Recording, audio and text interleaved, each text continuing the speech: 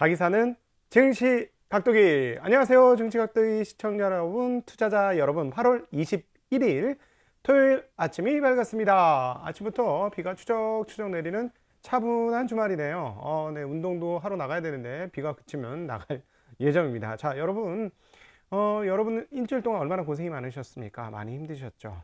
조금 약오르는 사실을 여러분에게 전해드립니다.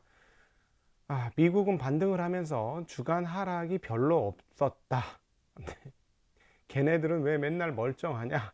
라는 소식을 전해드립니다. 네, 이 아시아권만 흠씬 두들겨 맞았는데요.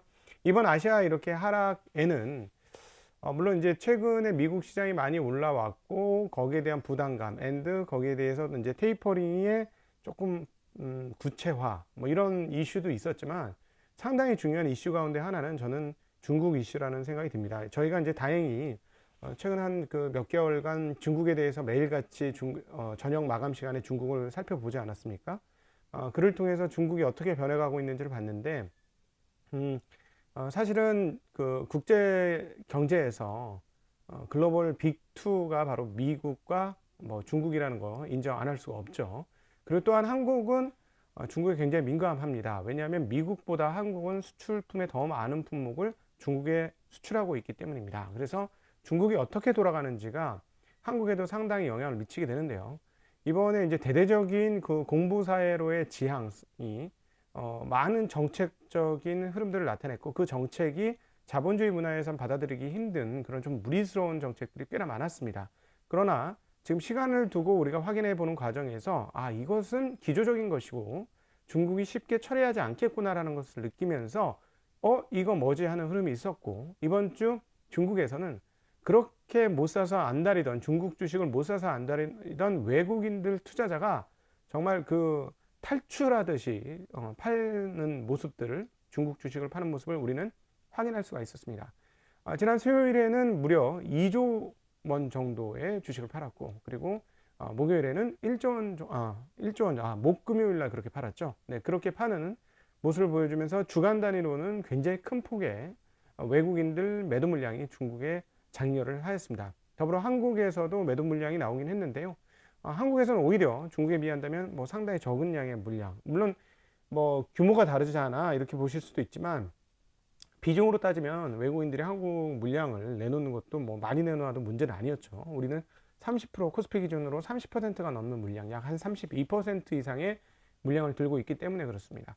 자, 그런데 오늘 중요한 포인트 중에 하나는 이런 부분에서 몇 가지 정리되는 뉴스들이 있다라는 것입니다. 그래서 그동안에 이제 시장을 감싸고 있었던 여러 가지 이슈들이 조금 변화되는 양상을 보여주었다는 것, 이것이 핵심이라는 거죠.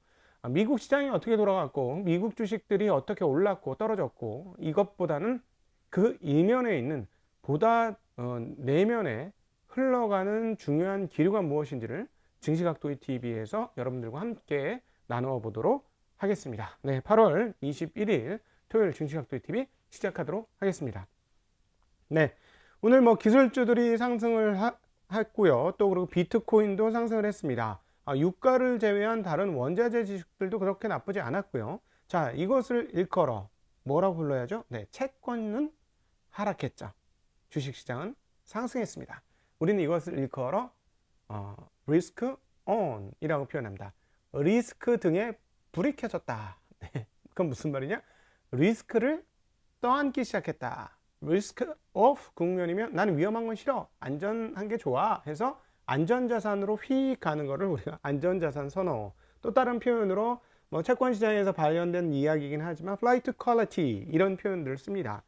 그런데 지금은 risk on, 즉 위험자산 선호, 이게 나타났다라는 것이죠. 사실은 지난 한 주간 우리는 정말 문매를 맞으면서 참, 이게 이제 지옥문이 열리고 재앙의 길이 오느냐, 그리고 또 금요일 날 저녁 기준으로는 드디어 그 반대매매 그 조건들이 상당히 이렇게 조성되어지는 그런 한국의 상황들과 현장의 상황들을 우리가 확인할 수 있었습니다. 자, 월요일 날 일부는 반대매매를 소폭 나갈 것 같습니다. 아직까지 초반이기 때문에 많은 사람들이 어디서든지 돈을 가지고 와서 좀 메꾸려고 하거든요. 근데 여기서 추가적으로 더 메꾸다가 더 떨어지면 이제 못 메꾸고, 초반부터 이제 거덜 나시는 분들은, 신용을 맥스로 쓰신 분들은 초반부터 거덜이 나긴 하죠. 네. 아니면 장중에 매도를 하고 뭐 이렇게 되는데요. 그런 부분들도 어제 한국 시장에서 분명히 영향을 미쳤다라고 보여집니다. 자, 이제 리스크 온이 어떻게 왔느냐를 살펴보기 전에 그동안 우리를 짓눌렀던 주요한 이유들은 무엇인가를 한번 다시 한번 환기할 필요가 있겠죠. 네, 한 발 더 깊이 들어간 증시각도의 팁입니다. 자, 지금 나타나고 있는 변수들 중에 첫 번째 변수는 뭐예요? 예상보다 테이퍼링이 앞당겨지고 있었다라는 것이죠. 그로 인해서 이제 본격적으로 긴축을 하는데 생각보다 상당히 빠르게 몇 개월 앞당겨서 하니까 일단 놀란 거예요. 긴축을 시작하더라도 실제로는 아무 문제 없을 수 있습니다, 여러분. 별일 아니고 별일 아닌 것으로 끝날 수 있어요. 별거 아닐 수 있는데 일단 그게 앞당겨진 것에 대한 심리적 충격, 이거 사람이 만드는 시장이기 때문에 데이터의 정확성보다는 심리가 시장을 움직일 수 있다는 거 여러분 이번 한 주 동안 맛보셨습니다. 자, 그리고 또 저는 이 포인트가 굉장히 중요하다고 했죠. 이게 정말 지정학적 리스크다. 아프가니스탄 아니고 이게 지정학적 리스크다라고 어제 말씀을 드렸는데요. 바로 투자자들의 혼란을 야기하고 있는 중국의 정책 흐름입니다. 모두의 인사말을 할 때 말씀드렸던 내용이죠. 이로 인해서 어떤 흐름이 나타났느냐? 안전자산 선호가 강화되었습니다. 그러면서 달러화가 강세됐죠. 얼마나 강세였습니까? 작년 11월 이후 최대 강세 흐름, 9개월 만에 최대 강세 흐름을 달러가 보여주었습니다. 왜? 투자할 데가 없잖아. 아유, 중국, 중국, 우리 아직 비중 적어. 중국 비중 확대해야 돼. 중국 들어가. 이랬더니, 뭐, 뻥. 일회성이겠지. 또 뻥. 이건 뭐야? 또 뻥. 또 뻥. 야, 가자. 이렇게 된 거죠. 정책이 빵빵빵빵빵 터졌잖아요. 작년에 터질 때까지만 해도 사람이 뭐라 그랬어요? 저는 마인이 너무 까불까불해서 아무데나 대고 막 CEO답지 않게 말을 많이 해서 화근을 많이 일으켜서 그런 것이다 했더니 이제 분석이 나온 거예요. 이 시간이 지나 빵빵빵빵 터지면서 이게 뭐지 하면서 분석을 해봤더니 그 분석은 뭐죠? 샤오광사회, 소광사회를 완성한 국민 1인당 소득 거의 1만 달러 가까이 넘었나요? 네, 그 중국이 이제는 부를 이루었으니 과거에는 선불원, 자, 야, 우리 너무 힘들고 너무 가난하고 너무 먹고 살기 힘드니까 일단 누구라도 재주 있는 놈들이 나가서 돈을 좀 벌어. 그래서 나라 전체를 좀 부강하게 해봐. 선불원. 예, 선불원을 갖다가 그래서 전반적으로 조금 다들 먹고 살게 됐어. 그래. 그래 했는데 돌아보니까 선부한 애들이 너무 잘 살아. 공산사회가 뭔가요? 함께 생산해서 함께 먹고 산다는 건데 선불원을 하면서 자본주의를 땡겨왔더니 얘네들이 너무 잘 살아. 빈부격차가 너무 심해. 그래서 잘 사는 애들은 한 달 과외비로 다른 사람들 1년 생활비보다 더 많은 돈을 써.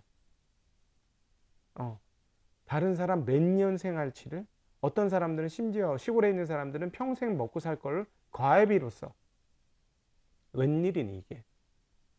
그리고 1년 식료품비를 100주 돈을 사는데 써. 이게 웬일이니? 그러면서 안 된다.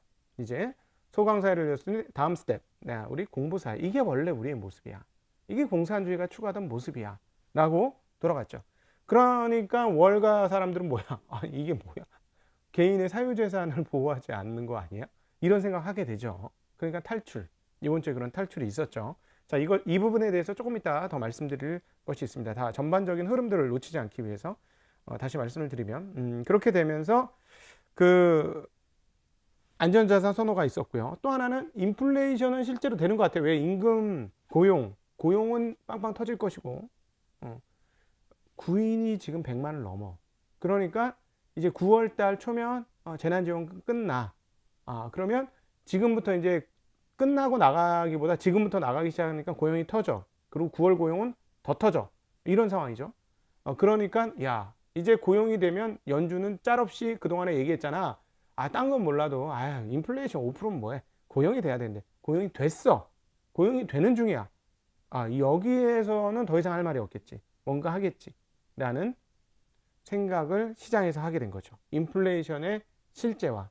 그로 인해서 긴축의 가시화. 이런 회의 내용 말고도 올라오고 있었던 참이었죠.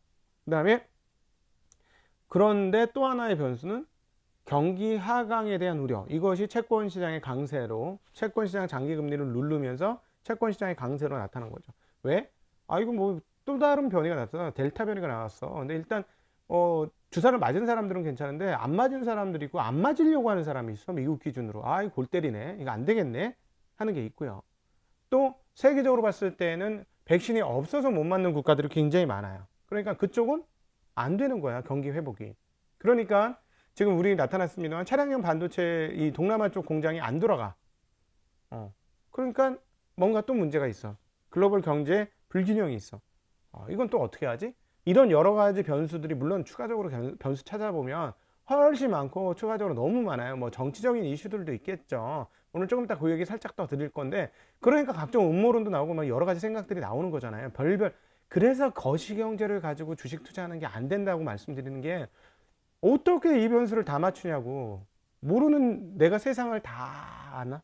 신인가? 아무것도 다 아는 것보다 모르는 게 더 많아요. 언제 무엇이 튀어나올지 몰라요. 그러니까 이걸 가지고 정확히 분석해서 이걸 탑다운 해갖고 내가 시장을 맞춘다? 어려운 얘기죠. 케인즈도 실패했습니다. 세계 최고 경제석학도 뭐라고 얘기하냐면 실패하면서, 이거는 그 데이터를 다 이렇게 다 할 수도 없고 뭐 이렇게 좀 부족하다. 뭐 좀 상황이 좀 부족하다. 자, 케인즈가 부족하면 누가 됩니까, 여러분? 그래서 탑다운이 어렵다는 말씀을 드리는 거죠. 그러니까 탑다운으로 하면 약간 장님 코끼리 만지는 그런 느낌 많이 드는 겁니다. 자, 그런데 이런 상황에서 오늘 상황이 뭐냐면 경기 하락에 대한 이슈, 즉 아까 델타 변이를 통한 경기 하락의 이슈도 그대로 살아있다는 말씀드렸는데, 이 변수가 상당히 강해졌습니다. 네, 시간이 많이 가니까 빨리빨리 해야지. 시간 오래 하면은 토요일 날은 저희가 뭐 스튜디오에서 하는 게 아니라서 업데이트가 좀 시간이 많이 걸려요. 찍고 나서 올리는 한 30분 걸리거든요. 네, 그래서 좀 짧게 할 수 있도록 노력하겠습니다. 자, 여기에 대해서 오늘 매파 중에 매파 누구죠? 연준 인사들 중에 매파들 중에 매파는 로버트 카플란 댈러스 연은 총재죠. 이분은 뭐라고 했습니까? 올해 이제 9월 달에 발표하고 10월부터 테이퍼링 하고 이제 곧 내년 1분기, 2분기에 끝내. 그냥 내년 초에 끝내버려. 뭐 이런 분 아니에요. 이런 분. 완전 매파. 이분이 뭐라고 했냐면, 델타 변이가 수요를 둔화시키고 GDP 성장률에 부정적인 영향을 미칠 수 있다라고 얘기하면서, 실제로 미칠 경우에는 테이퍼링을 요청하는 의견을 조정할 수 있다라고 언급했습니다. 이분이. 자, 가장 무시할 수 없는 것이 델타 바이러스의 경로이다. 9월 연방공개시장위원회 FOMC 회의에까지 델타 변이를 자세히 살펴볼 것이다. 자, 중요한 얘기했어요. 9월까지 델타 변이를 자세히 살펴볼 것이다. 9월 달에 델타 변이가 심해지면 뭐 한다? 요청 철회. 야, 10월 달에 테이퍼링 해야 돼. 요청 철회. 이분이 철회하면 어떻게 된다? 확 뒤로 가요. 확 뒤로. 네. 자, 그리고 실제로 델타 변이로 인해서 사무실 복귀와 고용 생산이 둔화되고 있다라고 얘기하면서, 그러나 데이터를 보면 소비자들의 이동성은 아직 둔화되지 않았다라고 이야기했습니다. 네. 자, 이렇게 최고 매파인 분이 이런 정도를 얘기하면 일단 10월 달은 물 건너간 거예요. 제가 보기에는. 그래서 역시나 우리가 예상했던 대로 빨리 보면 조금 보수주의적 관점에서 11월, 12월 이쯤 보자라고 얘기했는데, 여전히 이건 보수주의적인 관점이 상당히 높고, 현재 상황이면 12월, 1월, 2월 이때 할 가능성이 상당히 높다라고 정리해 볼 수 있겠습니다. 이번에 물론 델타 변이가 갑자기 확 없어져. 그럼 또 상황은 바뀌는 거죠. 변수에 따라서 상황들은 바뀌고 생각들도 바뀐다는 거는 뭐 뻔한 얘기니까. 네. 자, 현재 실제 코로나 상황 한번 살펴보도록 하겠습니다. 하루 확진자가 14만 3,827명입니다. 그리고 일일 사망자 수는 809명입니다. 그리고 애플 같은 곳은 사무실 복귀를 내년 1월로 늦췄습니다. 네. 로버트 카플란 총재가 얘기했던 것과 궤를 뭐 같이 하는 부분들이 보이는 거죠. 자, 어찌되었건 이렇게 돼서 전반적으로 상황이 어떻다? 네, 리스크 온이 되었다. 그러니까 어떻게 기술주들이 상승하면서 화답을 했습니다. 기술주 1.3% 올랐고요.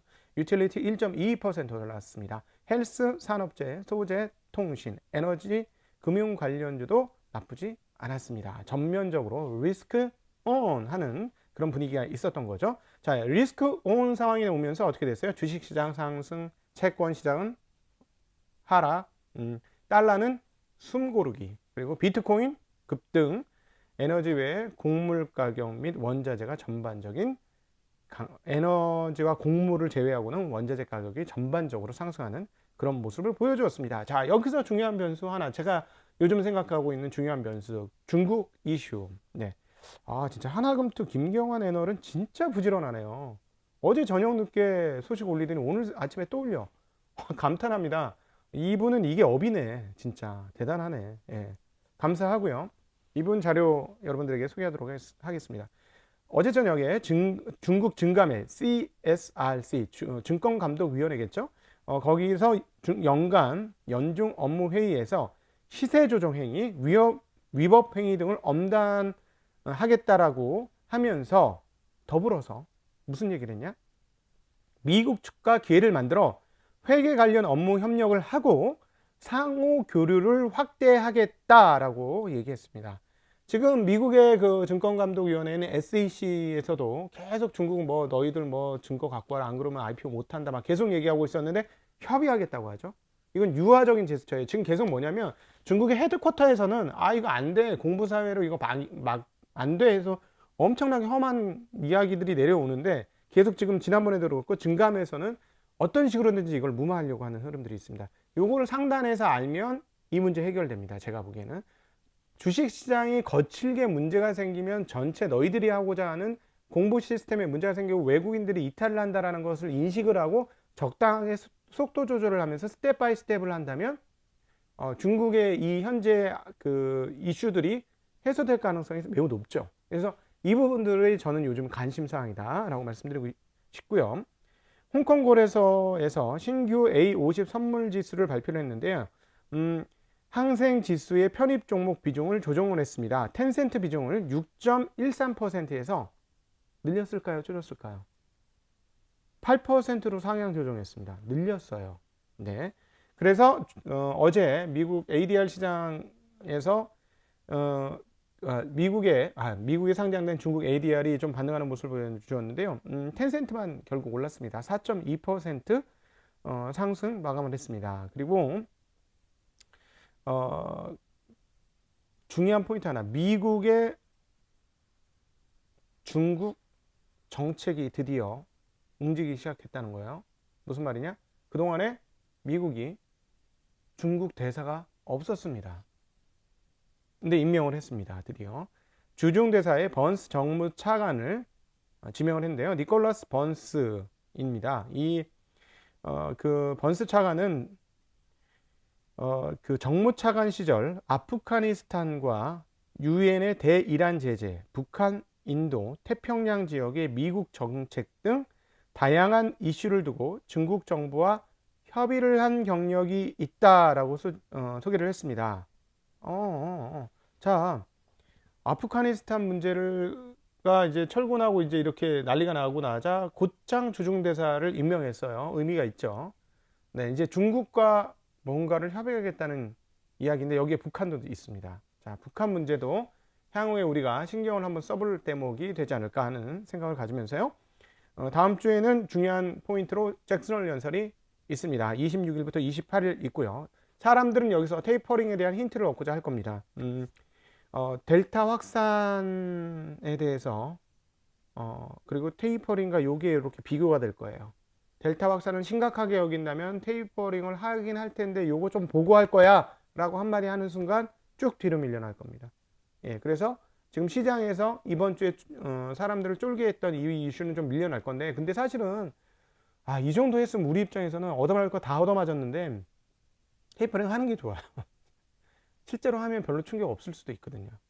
근데 어쨌든 아주 세게 뭔가를 보여줬어요. 그래서 다음번 테이퍼링이 구체화될 때는 이번에 우리가 세게 예방주사를 한 대 맞았으니까 충격이 좀 덜 할 수 있을 것 같습니다. 네, 이런 정도로 오늘 미국 시장 정리해 볼 수 있겠고요. 즐거운 주말 되시고 저희 이번 주에도 아주 다양한 그 내용들이 올라가게 됩니다. 그 1번 관련 이야기들 국뽕이다 하고 난리를 하시는데요. 약간 국뽕일 수는 있는데 실제로 놀랍도록 저희가 현장에서 보면 1번 기업들의 설비 증설이 없어요. 약한 수준이라고 표현하기에는 없어요가 더 가까워요.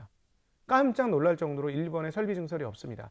저는 그래서 현재 이 상황들을 어떻게까지 표현을 하냐면 옛날에 독일 책방에서 국화칼에 대한 이야기 제가 사실 일본에 대한 고민을 꽤 오랫동안 했어요. 물론 듬성듬성하긴 했지만 그래서 저는 지금 이 상황들을 메이지 유신의 끝자락이다 라고 표현을 합니다.